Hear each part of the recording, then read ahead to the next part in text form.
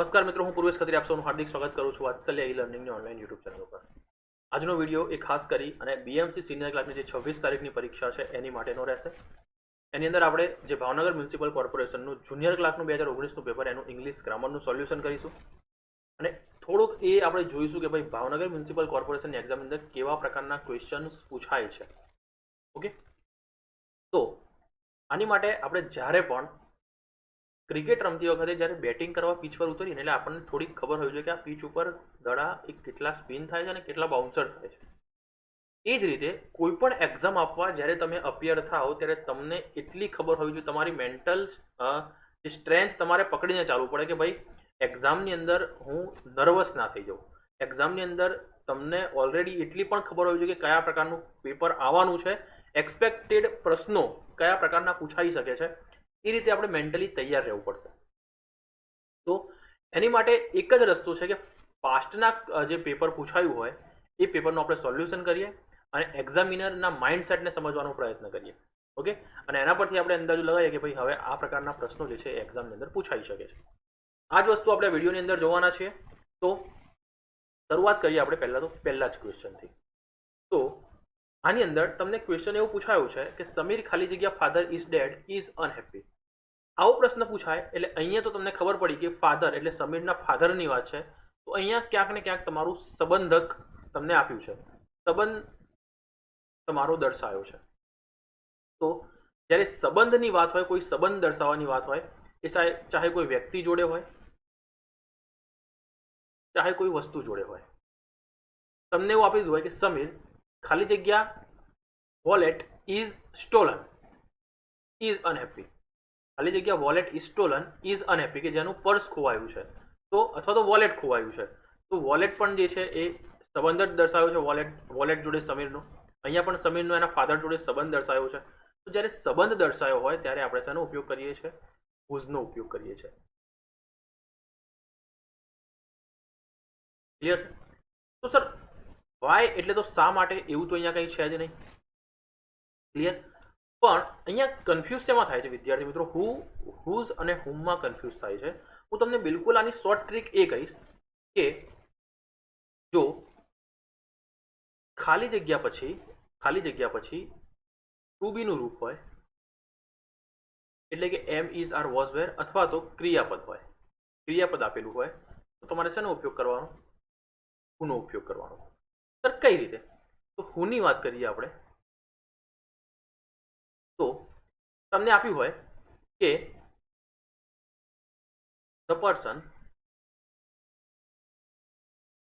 ખાલી જગ્યા is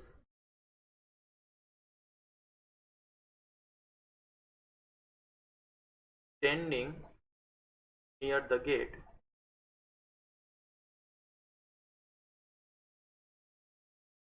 is my brother. બીજું તમને એવું ક્વેશ્ચન પૂછી લે કે ધ મેન ખાલી જગ્યા plays very well is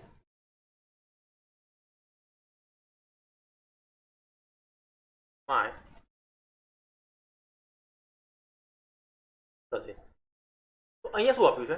the person, તો ખાલી જગ્યા પછી કે જે વ્યક્તિ કે જે દરવાજા જોડે ઉભેલો છે એ મારો ભાઈ છે। બીજી વસ્તુ આપી છે ધ મેન કે જે ખૂબ જ સારું રમે છે એ મારો કઝિન છે। તો વાક્યમાં કશી જ ખબર ના પડે તો શું જોવાનું કે ખાલી જગ્યા પછી એમિઝારનું રૂપ છે, વોઝવેરનું રૂપ છે, હેવ હેઝ છે, આવું કોઈ પણ ટુ બીનું રૂપ હોય તો તમે એની આગળ હું લખી શકો। અને કાં તો પછી ખાલી જગ્યા પછી તરત ક્રિયાપદ હોય, એ ચાહે વર્તમાનનું હોય કે ભૂતકાળનું હોય, પ્લેઝ હોય અથવા પ્લેડ હોય, ત્યારે પણ તમે એની આગળ હું લખી શકો। એટલે ખાલી જગ્યા પછી જો ટુ બીનું રૂપ હોય અથવા તો ક્રિયાપદ હોય તો હું આવે। એ જ રીતે આપણે જોઈએ તો ખાલી જગ્યા પછી કર્તા આપેલો હોય તમને, ઇન ધ સેન્સ તમને નાઉન આપેલું હોય, ઇન ધ સેન્સ તમને સબ્જેક્ટ આપેલો, તો whom આવે સર કઈ રીતે? તો ધ પર્સન ખાલી જગ્યા I know is a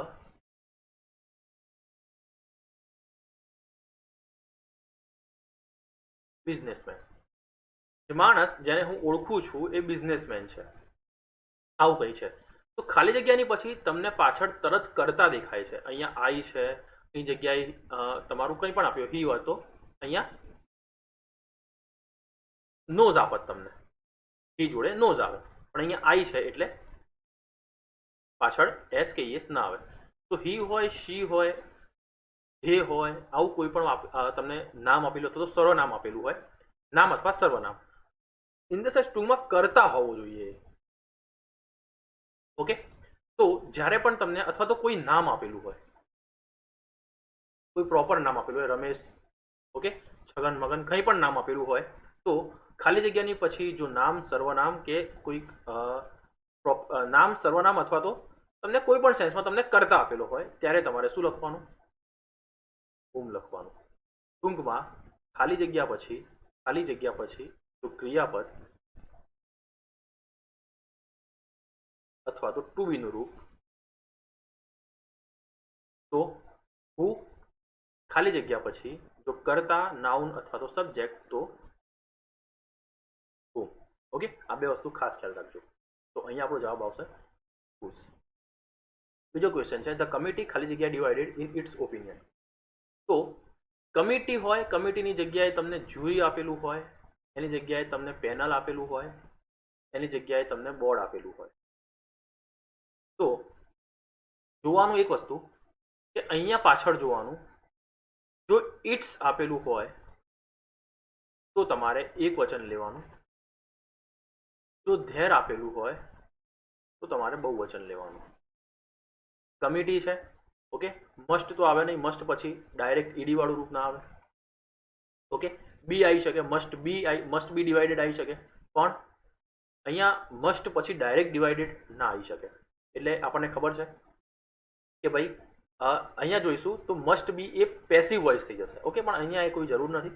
અહીંયા વાત કરીએ આપણે એમ ઇઝ આરની, તો એમ તો આઈ જોડે આવે, રહ્યું ઇઝ અને આર. તો ઇઝ જો અહીંયા ઇટ્સ હોય તો અહીંયા ઇઝ મૂકવાનું, જો ઓપ્શનની અંદર વોઝ વેર આપેલું હોત વોઝ વેર તો અહીંયા વોઝ મૂકત. ઓકે, જો અહીંયા ધેર આપેલું હોત, ઇટ્સની જગ્યાએ જો ધેર હોત તો આપણે અહીંયા શું મૂકત? તો કે આર મૂકત અથવા વેર મૂકત. ક્લિયર છે? અહીંયા ઇટ્સ આપેલું છે, ઇટ્સ છે એટલે જવાબ શું આવશે? ઓકે, ક્વેશ્ચન 2 ની અંદર જવાબ તમારો બી આવશે. સિન્સિયરિટી નેવર ખાલી જગ્યા વેસ્ટ. અહીંયા તમારું એબ્સ્ટ્રેક્ટ નાઉન છે. એબ્સ્ટ્રેક્ટ નાઉન એટલે ભાવવાચક સંજ્ઞા છે, ભાવવાચક નામ છે. નેવર સાદો વર્તમાનકાળ છે. ભાવવાચક નામને આપણે એક વચન ગણીએ છીએ, એની જોડે હંમેશા ઈએસ વાળું રૂપ આવે. Option D is the correct answer કે સિન્સિયરિટી એ ક્યારે વેસ્ટ જતી નથી. બીજું, a report has been prepared on the ખાલી જગ્યા that have been carried out last year. હવે જ્યારે આર્ટિકલ જે છે એ શેની આગળ લાગે? પહેલી વસ્તુ તો એ આર્ટિકલ છે એ શેની આગળ લાગે? તો કે કાં તો એ ડાયરેક્ટ નાઉનની આગળ લાગે, કાં તો એ એડજેક્ટિવની આગળ લાગે, એટલે કે વિશેષણની આગળ લાગે. ઓકે, કાં તો એ ડાયરેક્ટ નાઉનની આગળ લાગે, કાં તો એ ડાયરેક્ટ વિશેષણની આગળ લાગે. તો આપેલામાંથી તમે જુઓ કે ભાઈ નાઉન કયું છે. આપેલા 4 ઓપ્શનમાંથી તમે નાઉન જુઓ તો નાઉન આપણને અહીંયા ડેવલપમેન્ટ એક જ દેખાઈ રહ્યું છે કે ડેવલપમેન્ટ એ નાઉન છે. બાકીના બધા તો જે છે એ અહીંયા ક્રિયાપદ છે, અહીંયા ક્રિયાપદ છે. અહીંયા ડેવલપમેન્ટલ એ વિશેષણ કહી શકાય, પણ વિશેષણ પછી કંઈક નાઉન, અહીંયા ખાલી જગ્યાની પછી કોઈક નાઉન હોવું જરૂરી છે, કારણ કે નાઉનની આગળ વિશેષણ લાગે. ઓકે, નાઉનની આગળ વિશેષણ લાગી શકે, પણ અહીંયા તો પાછળ નાઉન છે નહીં એટલે વિશેષણ તો અહીંયા આવશે નહીં. મારે કેવું હોય કે ભાઈ આગળ એક ક્વેશ્ચન છે જ, લાસ્ટ બસ, તો ધ લાસ્ટ બસ હું લખી શકું, પણ સીધું કંઈ તમને આપેલું જ નથી, પાછળ અહીંયા જો નાઉન જ નથી, બસ જ નથી, તો ધ લાસ્ટ શું? પાછળ તો કઈ છે એટલે તે સેટ થાય જ નહીં. ઓકે, કારણ કે જે આપણું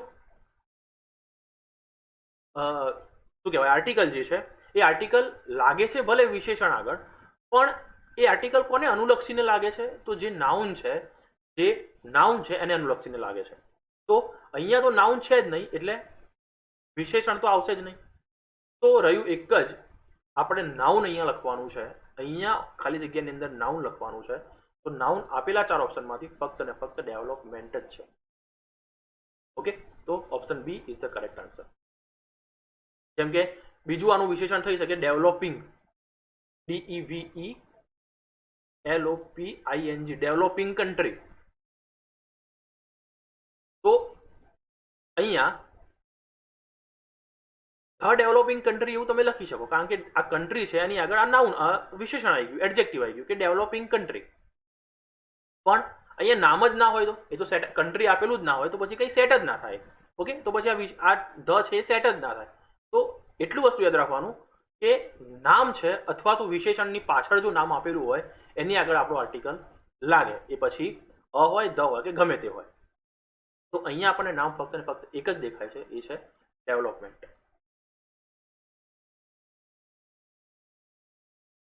He quickly ran to catch the last bus. આપણે પાર્ટ ઓફ સ્પીચ શોધવાનું છે કે ભાઈ આ જે અંડરલાઈન કરીને આપ્યું છે એ શું દર્શાવે છે. તો અંડરલાઈન કરેલા શબ્દની પછીનો શબ્દ જોવાનો. પછી જો ક્રિયાપદ આપેલું હોય તો તમારું જે આગળનો શબ્દ હોય એ શું હોય? તો કે ક્રિયા વિશેષણ હોય, જેને ઇંગ્લિશમાં એડવર્બ કહેવાય. અહીંયા નાઉન કયું છે? તો જો તમને અહીંયા બસની નીચે લીટી કરીને આપ્યું હોત ને તો બસ એ નાઉન થાય. તો લાસ્ટ જે છે એ એડજેક્ટિવ થાય. તો મેં તમને કીધું કે એડજેક્ટિવ વિશેષણની આગળ આર્ટિકલ આવે અથવા તો નાઉનની આગળ આર્ટિકલ આવે. અને જો વિશેષણની આગળ આર્ટિકલ આવે તો વિશેષણ પછી નાઉન હોવું જરૂરી છે. તો અહીંયા જુઓ, ધ લાસ્ટ વિશેષણ અને બસ નાઉન.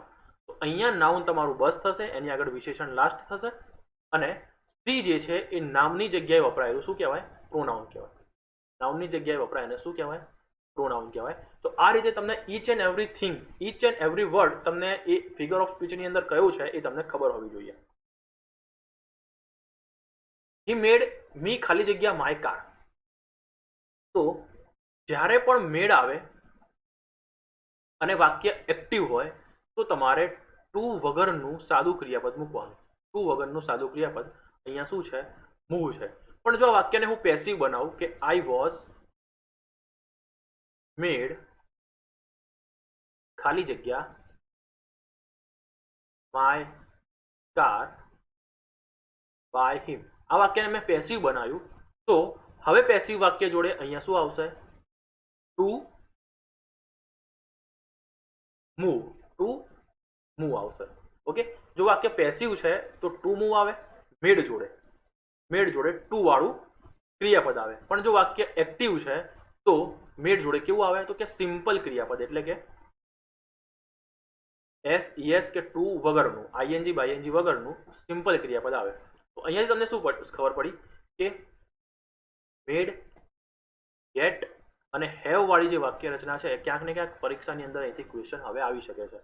તો મેં ઓલરેડી ટેલિગ્રામ ચેનલની અંદર ઇનડેપ્થ આની પોસ્ટ જે છે મૂકેલી છે, તમે જજો અને એની જે પોસ્ટ છે એ તમે જૂની પોસ્ટ જોશો તમને આઈડિયા આવી જશે. ત્યાં એક પોસ્ટ મેં મેક ગેટ હેવની જે છે એ મૂકેલી છે. ઓકે, ટેલિગ્રામ ચેનલની અંદર જોડાઈ જજો, એની લિંક મેં નીચે ડિસ્ક્રિપ્શનની અંદર આપેલી છે. ઘણા ખરા કોન્સેપ્ટ તમારા ટેલિગ્રામની પોસ્ટમાંથી જ ક્લિયર થઈ જશે. ખાલી જગ્યા સન, his son got the job, he was pleased. તો જુઓ અહીંયા કહેવા શું માંગે છે કે એના દીકરાને જોબ મળવાથી એ ખુશ હતા. એના દીકરાને જોબ મળવાથી એ ખુશ હતા. તો અહીંયા જ્યારે પહેલા હું તમને એક ડિફરન્સ સમજાવું. આ વાક્યને જો હું એમ લખું, he was pleased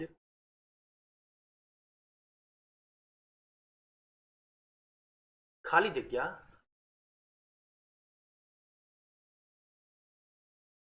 his son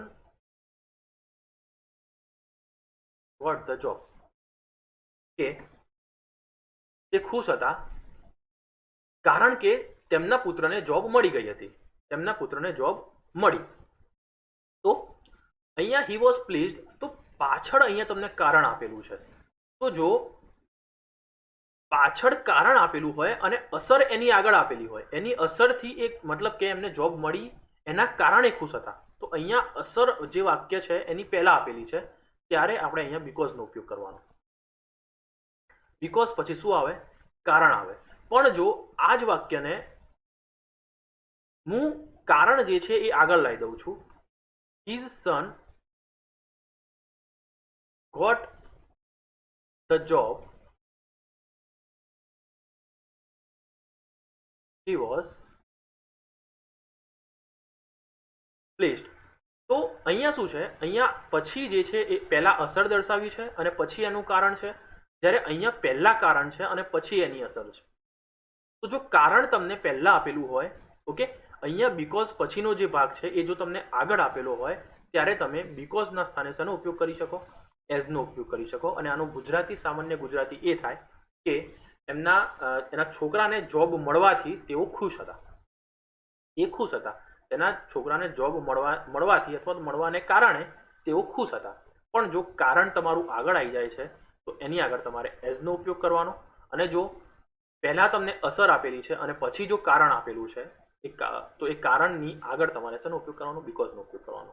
in the sense because પછી કારણ આવે, અને જો આ જ વસ્તુ તમને શરૂઆતની અંદર ખાલી જગ્યા આપેલી હોય તો બીકોઝના સ્થાને શું મૂકવાનું? એઝ મૂકવાનું. ઓકે, સિમ્પલ છે, ક્લિયર. રોશની સફર્સ અ લોટ. અહીંયા તમે એક વસ્તુ જુઓ કે આ પેપરનું એનાલિસિસ કરતા મને એટલી ખબર પડી કે કન્જક્શન જે છે એ એના ઉપર એક્ઝામિનરે બહુ જ ભાર આપ્યો છે. એટલે કન્જક્શન છે તમારે એ તો બિલકુલ સારી રીતે આ ટોપિક તમારે જોઈ જ લેવાનો છે. ઓકે, કન્જક્શનની અંદર તમને કશું જ ના આવડતું હોય એવું ના રહેવું જોઈએ, કારણ કે ખાસા એવા પ્રશ્નો એમને કન્જક્શનમાંથી પૂછ્યા છે. શું કહે છે? રોહિણી સફર્સ અ લોટ. અને કન્જક્શનની અંદર તમને સામાન્ય ગુજરાતી આવડવું જરૂરી છે. હું મોટા ભાગે એવો પ્રયત્ન કરું છું કે સ્ટુડન્ટ એ વાક્યનું ગુજરાતી કર્યા વગર, શબ્દશ ગુજરાતી કર્યા વગર એનો જવાબ લાવી શકે. અમુક વાક્યોની અંદર તો ગુજરાતી કરવાની જરૂર જ નથી પડતી, મોટા ભાગના વાક્યોની અંદર. પણ અમુક વાક્યો એવા છે કે જેની અંદર સામાન્ય સંદર્ભ તમારે ગુજરાતીનો લેવો પડશે. સામાન્ય એનું અનુવાદ થોડુંક, શબ્દશ નહીં, પણ તમને ખબર પડી જવી જોઈએ એનો અર્થ કે શું કહેવા માંગે છે, એટલું ગુજરાતી તમારે કરવું પડશે. એ હું તમને કહીશ. તો કન્જક્શનની અંદર ખાસ તમારે જો ખબર ના પડતી હોય તો તમારે સામાન્ય ગુજરાતી કે વાક્યને સમજી શકો એટલું તમારે કરવું પડશે. તો રોશની સફર્સ અ લોટ, કે ઘણી પીડાય છે.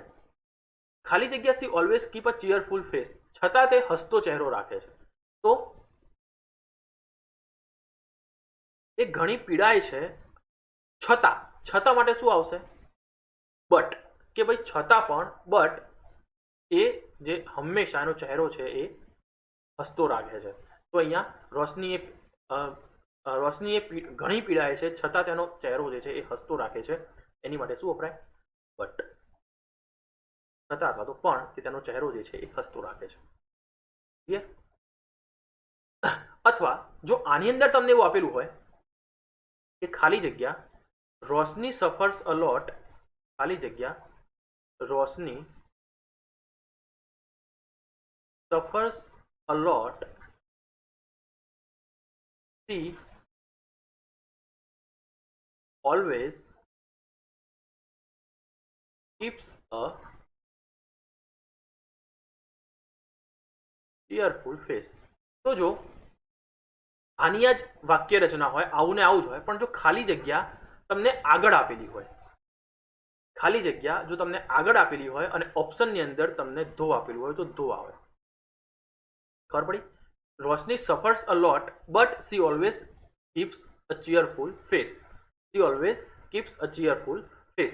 તો જ્યારે વાક્યમાં એવું હોય કે ભાઈ તમને કોન્ટ્રાસ્ટ વચ્ચે આપેલો હોય, ઓકે, છતાંનો ભાવ જો તમને વચ્ચે ખાલી જગ્યા આપેલી હોય તો વચ્ચે લખવાનું થાય તો તમારે બટ લખવાનું. પણ જો કોન્ટ્રાસ્ટનો ભાવ હોય, મતલબ કે વિરોધાભાસ હોય અને ખાલી જગ્યા તમને આગળ આપેલી હોય તો તમારે શું લખવાનું? ધો લખવાનું. ઓકે, તો Roshni suffers a lot, she always keeps a cheerful face. Okay, such kind of word should be very clear in the mind. આ પ્રકારના શબ્દો એનું સ્થાનના આધારે નક્કી થાય છે. એટલે આ શબ્દોની કઈ જગ્યાએ યુઝ થાય છે આ શબ્દોનો એ તમને ખાસ ખબર હોવી જોઈએ. Poor Vedant was suffering from a ખાલી જગ્યા cold and he could hardly speak. એ જબરજસ્ત શરદીથી પીડાય છે ને બહુ આમ બોલી શકતો જ નથી, નકાર ભાવ છે. હાર્ડલી સ્પીક, ભાગ્યે જે બોલી શકે છે, ભાગ્યે જે બોલી શકતો, એમ ભૂતકાળ છે. તો કોલ્ડ છે એ અને બહુ જ અતિશય શરદી, એ અર્થમાં કેવું હોય અતિશય શરદી. તો હ્યુજ એટલે તો મોટું, જાયન્ટ એટલે મોટું, હાર્ડ એટલે તો કઠણ, તો હેવી આપણે કહીએ છીએ કે ભાઈ આને તો બહુ હેવી તાવ આવ્યો છે, એટલે એ સેન્સની અંદર બહુ હેવી શરદી થઈ છે. એટલે ભારેના અર્થમાં નહીં પણ અતિશય, અતિશયના અર્થમાં પણ અહીંયા શું વપરાય છે? હેવી વપરાય છે. Skidded because he did not apply. હવે અહીંયા તમે જુઓ તો કે પાછું તમને ધ આપેલું છે, તો ધ પછી જોવાનું કે ભાઈ આપણું નાઉન કયું છે. આપેલા 4 ઓપ્શનમાંથી જે આપણું આર્ટિકલ છે, આર્ટિકલ હંમેશા કોને લાગે છે? તો નાઉન અથવા તો વિશેષણ. વિશેષણ હોય તો પાછળ નાઉન હોવું જોઈએ. તો અહીંયા જો વિશેષણ આવે તો પાછળ નાઉન તો છે નહીં, એટલે મતલબ કે આપણી ખાલી જગ્યામાં નાઉન આવશે. નાઉન એ એક જ છે. અહીંયા બ્રેક, BRAKE, બ્રેક એટલે જે આપણે પેલી સ્કૂટરની, આ માનો કે એક્સિલેટર હોય તો જે પેલી અહીંયા બ્રેક આવે, ઓકે, આ બ્રેક મારવાની વાત છે. આ જે બ્રેક આવે એ બ્રેક, આ બ્રેક એ નાઉન છે. બાકી અહીંયા જે છે આ બ્રેક એ ટુ બ્રેક એ ક્રિયાપદ છે. ટુ બ્રેક એટલે કંઈ તોડવું, ટુ BREAK, ટુ બ્રેક એટલે તોડવું. પણ જ્યારે આ સ્કૂટરની વાત છે અને જે બ્રેક આવે છે એ બ્રેક, એને શું કહેવાય? BRAKE. ઓકે, તો આ શબ્દોની મારામારી છે, એકાદ અક્ષરની મારામારી છે. ધ ચિલ્ડ્રન ગોટ ખાલી જગ્યા ડ્યુરિંગ ધ લેક્ચર. ચિલ્ડ્રન એ બોર થઈ ગયા, એ કંટાળી ગયા. તો બોર માટે શું આવે? BORED. BORED. બોર્ડ એટલે કંટાળો, એનું સાચું સ્પેલિંગ શું થાય? BORED. હવે ડાયાબિટીસ ખાલી જગ્યા many people around the world. Diabetes એક રોગનું નામ છે. હવે ડાયાબિટીસ એ અસર કરે છે, અસર કરે છે. અહીંયા એક વસ્તુ યાદ રાખવાની કે ડાયાબિટીસ ખાલી જગ્યા, તો પહેલી તો વસ્તુ કે અસર કરવી, અસર કરે છે એની માટે આપણું ક્રિયાપદ આવે, ક્રિયાપદ આવે. અને ઇફેક્ટ જે છે એ મોસ્ટ પ્રોબેબલી એ નાઉન છે. શું છે? ઇફેક્ટ એટલે અસર, અને અફેક્ટ એટલે અસર કરવી. અફેક્ટ એટલે અસર કરવી. અને કંઈક વસ્તુ બની ગયા પછી એની જે અસર હોય એ નામ તરીકે મારે લખવું હોય તો એને હું ઇફેક્ટ કહું. કે ભાઈ વરસાદ પડ્યો, એની ઇફેક્ટ ઘણી સારી થઈ. મતલબ કે ઇફેક્ટ જે છે એ કંઈક વસ્તુ થઈ ગયા પછીની અસર છે, એક નામ તરીકે. જ્યારે આ જે વસ્તુ થતી હોય એ વસ્તુની ક્રિયા દર્શાવે છે. ખબર પડી? એટલે ડાયાબિટીસ આપણે અહીંયા જે છે, ડાયાબિટીસ એ તમને નાઉન તરીકે આપેલું છે. તો એના પછી શું આવે? તો કે ક્રિયાપદ આવે. તો ક્રિયાપદ માટે શું વપરાય? તો ડાયાબિટીસ, અહીંયા એસ કે એસ આ બહુવચન નથી. ડાયાબિટીસ, આ એસ જે છે એ ડાયાબિટીસના સ્પેલિંગનો એસ છે. એટલે શું કહે છે? ડાયાબિટીસ ખાલી જગ્યા many people around the world A affect કરે છે, ઘણા લોકોને વર્લ્ડની અંદર એ ઘણા લોકોને અફેક્ટ કરે છે, અસર કરે છે. અસર કરવી એનો સેન્સ થાય અફેક્ટ. અફેક્ટ અને ડાયાબિટીસ છે એ રોગનું નામ છે, એની જોડે એસ વાળું ક્રિયાપદ આવે. એટલે ઓપ્શન એ તમારો સાચો જવાબ થશે. બાકી અફેક્ટ છે એની એ જે છે એ જો આપણને કંઈક બહુવચન નાઉન આપેલું હોય તો એની માટે આપણે અફેક્ટ લખી શકીએ. બાકી ઇફેક્ટ જે છે એ તો નાઉન છે. ઇફેક્ટની પાછળ આજે લખી શકીએ આપણે ડાયરેક્ટ. અહીંયા જે છે એ નામની પાછળ આપણે ઇફેક્ટ, અસરો એવું થઈ જાય એ નામ તરીકે. પણ અહીંયા આપણને આપ્યું છે ડાયાબિટીસ અસર કરે છે, એ ક્રિયાપદ તરીકે જે યુઝ થાય એ શું થશે? અફેક્ટ્સ થશે. ક્લિયર છે? તો લોકલી પ્રોડ્યુસ્ડ ગુડ્સ ખાલી જગ્યા the advantage of sorter supply chains. અહીંયા ગુડ્સ જે છે, ગુડ્સ જે છે, આ ગુડ્સ એની માટે આપણને એ ખબર હોવી જોઈએ કે ગુડ્સ જે છે એ બહુવચન શબ્દ છે. ગુડ્સ જે છે એ બહુવચન શબ્દ છે. તો એને એક એડવાન્ટેજ છે હોવું. લોકલ પ્રોડ્યુસ ગુડનો લોકલ પ્રોડ્યુસ થયેલી જે વસ્તુઓ છે એનું એક એડવાન્ટેજ છે. શું એડવાન્ટેજ છે? એનો એક એડવાન્ટેજ હોવાના રૂપની અંદર જ્યારે હોવું અથવા હોવાનો ભાવ હોય ત્યારે હેવ વપરાય કાં તો હેઝ વપરાય. હવે આ ગુડ જે છે એ બહુવચન છે. ગુડ્સ જે છે એ શું છે? બહુવચન છે. તો બહુવચન માટે આપણે શું વાપરીએ? હેઝ અને હેવમાંથી આપણે હેવ વાપરીએ. અહીંયા ડુ અને ડઝ એક કરવાનું તો કંઈ છે જ નહીં. કંઈક કરવાનો તો અહીંયા કંઈ એવો કોઈ શબ્દ આપેલો જ નથી, એટલે આપણે હેઝ અને હેવમાંથી મૂકીશું. કંઈ ક્રિયાની તો વાત થઈ જ નથી રહી. બાકી ડુ અને ડઝ એ સાદા વર્તમાન કાળની અંદર એ પ્રશ્ન અથવા તો નકાર વાક્ય બનાવવા માટે વપરાય છે, પણ અહીંયા એવી કોઈ તો વાત જ નથી. હેવ હેઝમાંથી આપણને એટલી ખબર હોવી જોઈએ કે ગુડ્સ જે છે એ બહુવચન તરીકે જ ઉપયોગ થાય છે. એક ગુડ તમે એવું ના કહી શકો. ગુડ્સ આખું એસ સાથે જ શબ્દ આવે અને એને આપણે બહુવચન જ ગણવું પડે. ઓકે, એની માટે આપણે હેવનો ઉપયોગ કરીએ છીએ. હેવ. ક્લિયર છે? નેક્સ્ટ ક્વેશ્ચન જોઈએ. He is in deep sleep. Deep એટલે ઊંડું. અહીંયા તમને એનું એન્ટોનિમ પૂછ્યું છે. એન્ટોનિમ એટલે સેલો. સેલો એટલે છીછરું. Option C is the correct answer. ખાલી જગ્યા સી ખાલી જગ્યા ટીવી વેન હર હસબન્ડ કેમ. તો એક જો પાછળ ભૂતકાળનું રૂપ આપેલું હોય તો એ આગળ હોય અથવા તો પાછળ હોય. ઓકે, એક જો ભૂતકાળનું રૂપ આપેલું હોય, સાદા ભૂતકાળનું રૂપ તમને આપેલું હોય, તો બીજું તમારું જે રૂપ આવશે, બીજી ખાલી જગ્યા પાછળની જે ખાલી જગ્યા આવશે એમાં કાં તો વોઝ વેર આઈએનજી આવશે, વોઝ વેર પ્લસ ક્રિયાપદની પાછળ આઈએનજી આવશે, અથવા તો હેડની જોડે હેડ વાળું જે છે એ રૂપ આવશે. ઓકે, હવે અહીંયા જોઈએ છે આપણે કે એક તો ભૂતકાળ આપેલું છે તો કાં તો વોઝ વેર આવે કાં તો હેડ આવે. હેડ તો આપણને આપેલું નથી. વોઝ વાળું ઓપ્શન મને દેખાય છે. Option B is the correct answer. એક ભૂતકાળ હોય તો બીજું વોઝ વેર વાળું હોય કાં તો હેડ વાળું હોય. હેડ તો આપણને આપેલું નથી તો વોઝ પછી. બીજી વસ્તુ કે he will demolish the entire block, કે આખો એન્ટાયર બ્લોક એ ધરાશાયી કરી નાખશે. એને આખું ખેદાન મેદાન. ડિમોલિશ એટલે બિલકુલ જડમૂળમાંથી એને ઉખાડી દેવું, એવું થાય.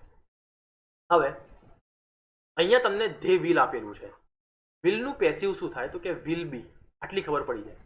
વિલનું પેસિવ એ વિલ બી થાય. ઓપ્શનમાં જુઓ વિલ બી ક્યાં આપેલું છે? ઇઝ તો આવશે નહીં. ઓકે, અહીંયા મે નવું તો આવી ના જાય. વિલ હેવ ના આવે. વિલ બી અહીંયા એકમાં જ આપેલું છે. વિલનું પેસિવ વિલ બી થાય. તમને જવાબ મળી ગયો. વિલ બી ખાલી એક જ ઓપ્શનમાં છે. શું કહે છે? આને ઇનડાયરેક્ટ નેરેશનમાં ફેરવવાનું છે. ડાયરેક્ટ ઇનડાયરેક્ટનો ક્વેશ્ચન છે. ડાયરેક્ટ ઇનડાયરેક્ટનો ક્વેશ્ચન હોય તો એક વસ્તુ, ડાયરેક્ટની અંદર કેન હોય તો ઇનડાયરેક્ટની અંદર કુડ થાય અને ધીઝનું ધેટ થાય. બસ આ બે વસ્તુ જુઓ ક્યાં આપેલું છે. તો કુડ આપેલું છે અને ધેટ આપેલું છે, તો આપણો જવાબ પહેલો જ આવી જશે. બાકી તમે જોશો તો અહીંયા કુડ આપેલું છે પણ અહીંયા જે છે એ ધીસ આપેલું ના આવે. અહીંયા કેન આપેલું છે, અહીંયા ધેટ આપેલું છે, ના આવે. અને અહીંયા તો વુડ છે, આ તો આવશે જ નહીં. ક્લિયર છે? તો કેનનું કુડ થાય અને ધીસનું ધેટ થાય.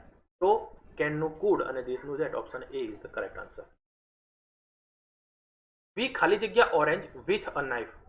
હવે આનું જો આવા જ્યારે તમને વોકેબના ક્વેશ્ચન પૂછે ત્યારે તમને એનું ગુજરાતી તમને જે શબ્દ છે એનું ખબર હોવી જોઈએ. પીલ એટલે છાલ ઉતારવી. તો આપણે નારંગીની છાલ એ ચાકુ છરી વડે ઉતારીએ છીએ એવું કંઈ કહેવા માંગે છે. તો છાલ ઉતારવીનું એનું ઇંગ્લિશ થાય છે to peel. PEEL. Okay, to peel એટલે છાલ ઉતારવી. તો અહીંયા આવશે option C is the correct answer. શું કહે છે? Select the word which does not sound the same, કે એનો જે અવાજ છે એ સેમ ના આવતો હોય. તો શું કહે છે? મીટ. મીટ બોલાય તો શું છે? મીટ. અહીંયા શું છે? મીટ. એ પણ મીટ બોલાય છે. આ મીટ એટલે મળવું, આ મીટ એટલે માંસ, પણ બોલાય તો સેમ જ છે બંનેને. અને આપણને શું કીધું છે એનો સાઉન્ડ સેમ ના હોય, અને આ MET એને મેટ બોલાય. શું બોલાય? મેટ બોલાય. જ્યારે આ છે એ પણ મીટ છે, આ છે એ પણ આને ગુજરાતી મતલબ કે એનું પ્રોનાઉન્સિએશન છે એ તો મીટ જ થાય. ઓકે, તો અહીંયા જે છે એ અહીંયા તમારું એકમાં એ હશે અને એકમાં MET હશે, તો તમારો જવાબ જે છે એ MET વાળો આવશે. ઓકે, નેક્સ્ટ ક્વેશ્ચન છે કે સેલિબ્રેશન ઓફ 100th યર, મતલબ કે શતાબ્દીને લગતું છે, તો સેન્ટિનરી એ શતાબ્દીને લગતું આવે, તો અહીંયા આપણો જવાબ થશે એ સી થશે. તો આવા જ્યારે જે અમુક શબ્દો છે એ શબ્દો તો તમને ખબર હોવી જ જોઈએ, અને બિલકુલ બેઝિક છે, બહુ હાર્ડ છે નહીં. તો આવા શબ્દોનું ગુજરાતી તમને ખબર હોવી જોઈએ. તો 100th યર આપ્યું છે, તો એના માટે વન વર્ડની અંદર શું કહેવાય? તો સેન્ટિનરી. લીલા ઇઝ ખાલી જગ્યા reader and has read more than 80 books this year. એ એને 80 જેટલી પુસ્તકો એને વાંચી નાખી છે, તો બહુ એ ઉત્સુક છે વાંચવા માટે.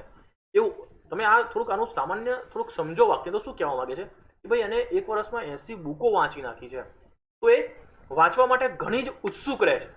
તો ઉત્સુક માટે તમારે શું કહેવાય? જે હંમેશા કંઈક આતુર રહેતી હોય, કંઈક આતુર, કંઈ ને કંઈ કાર્ય કરવા માટે હંમેશા આતુર રહેતું હોય, એને શું કહેવાય? અવિડ. અવિડ એટલે ઉત્સુક, બહુ આતુર માણસ. ઓકે, તમારો સાચો જવાબ શું આવશે? ક્લિયર છે? આ રીતે તમને શબ્દોની થોડી ખબર હોવી જોઈએ, તો તમે ઓપ્શનમાંથી અને આસાનીથી જે છે તમે કહી શકો કે આસાનીથી તમે સાચો જવાબ એ ટીક કરી શકો. કારણ કે આ પેપરની અંદર જે પાછળના પ્રશ્નો પૂછાય છે એમાં ક્યાંક ને ક્યાંક વોકેબનું ભારણ મને દેખાઈ રહ્યું છે. એ તમારે શબ્દ ભંડોળ તમારે ખાસ છેલ્લા 1-2 દિવસની અંદર જોઈને જવાના, કે જેથી તમારે મગજની અંદર એક વખત મગજ આગળથી એક વખત જતા રહ્યા હોય તો તમને એ એક્ઝામની અંદર સરળતા રહે. એટલે અક્ષરની બુક છે ખાસ પ્રિફર કરજો કે એનું વોકેબ જે છે એક વખત જોઈને જજો. ટાઈમ એન્ડ ટાઈડ ખાલી જગ્યા ફોર એનીવન. ઓકે, આ જે છે એ શું કહેવાય? આપણે કહી શકીએ કે કોઈ પણ કહેવત છે એ સામાન્ય રીતે કયા કાળમાં હોય છે? તો કે સાદા વર્તમાન કાળની અંદર. ઓકે, કે સમય અને ભરતી કોઈની રાહ જોતું નથી. સમય અને ભરતી કોઈની રાહ જોતું નથી. તો એ અર્થમાં આ ટાઈમ એન્ડ ટાઈડ છે એને પ્રોપર એક નાઉન તરીકે લેવામાં આવે છે. એ અલગ અલગ બહુવચન નથી કે ટાઈમ અલગ અને ટાઈડ અલગ, એવું બહુવચન બે નથી. જેમ આપણે કહેતા હોઈએ છીએ કે દાલ એન્ડ બાટી, આપણે કહેતા હોઈએ છીએ બ્રેડ એન્ડ બટર.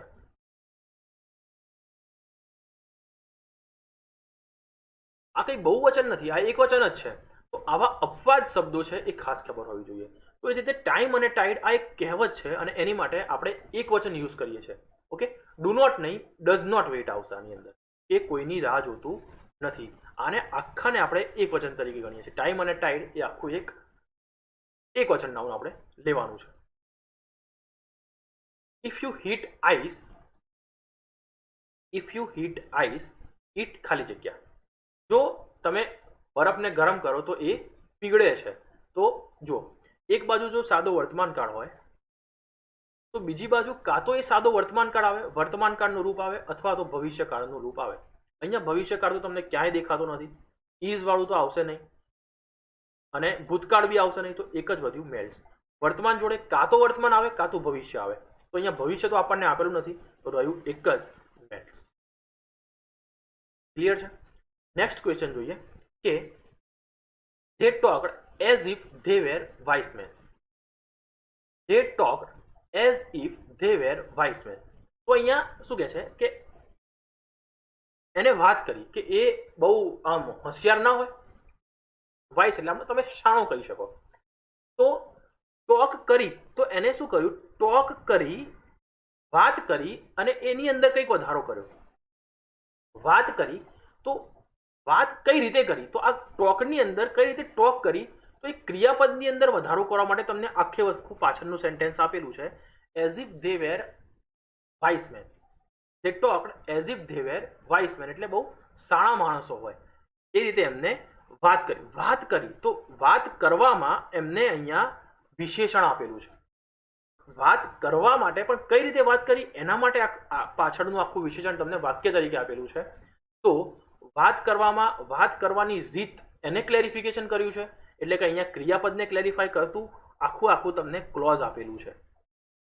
તો શું આવે, એક તો ક્રિયાપદમાં વધારો કરે એને એડવર્બ કહેવાય, અને એને પાછું આખું ક્લોઝ આપ્યું છે એટલે એને શું કહેવાય, એડવર્બ ક્લોઝ કહેવાય. કેવું કહેવાય, એડવર્બ ક્લોઝ કહેવાય. ઓકે, તો આ પ્રકારના અલગ અલગ ક્લોઝ છે એ હું એનું ના હોય તો પોસ્ટ એ હું ટેલિગ્રામની અંદર મૂકી દઈશ.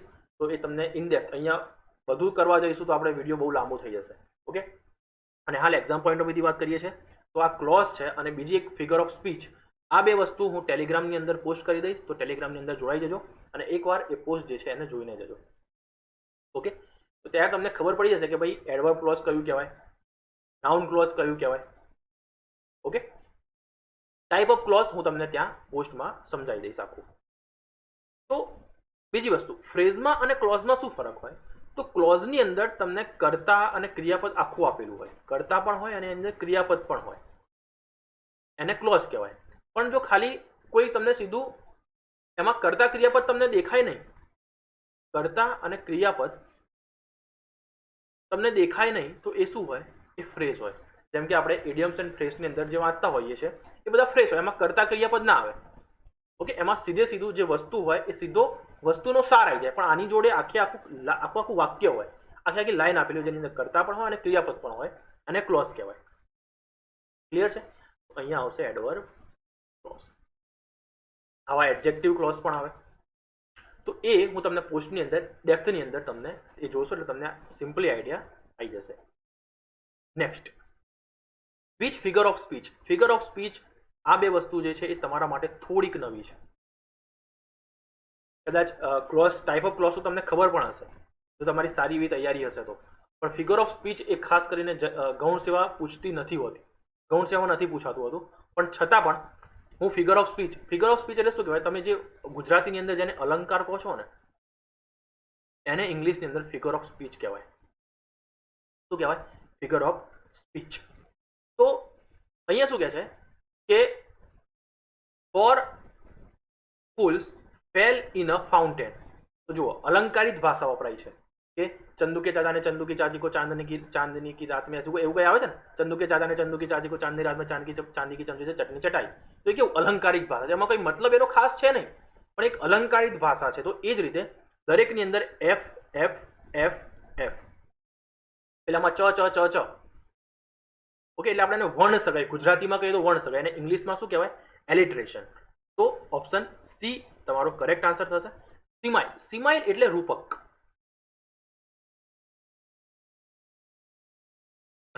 સોરી, સિમાઇલ એટલે ઉપમા કહેવાય. સિમાઇલ એટલે શું કહેવાય, ઉપમા કહેવાય, ઉપમા અલંકાર સિમાઇલ. તો એને એમ કહું કે આપણે ગુજરાતીમાં જેવો જેવી કહેતા હોઈએ છીએ, તો હી looks like અમિતાભ. કે ભાઈ એ અમિતાભ જેવો દેખાય છે. તો જેવોની વાત હોય તો લાઈક, અથવા તો એઝ વાળું તમને વાક્ય આપ્યું હોય કે હી પ્લેઝ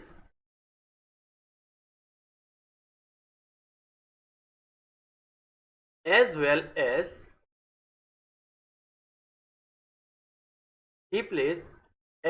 એઝ રોહિત પ્લેસ.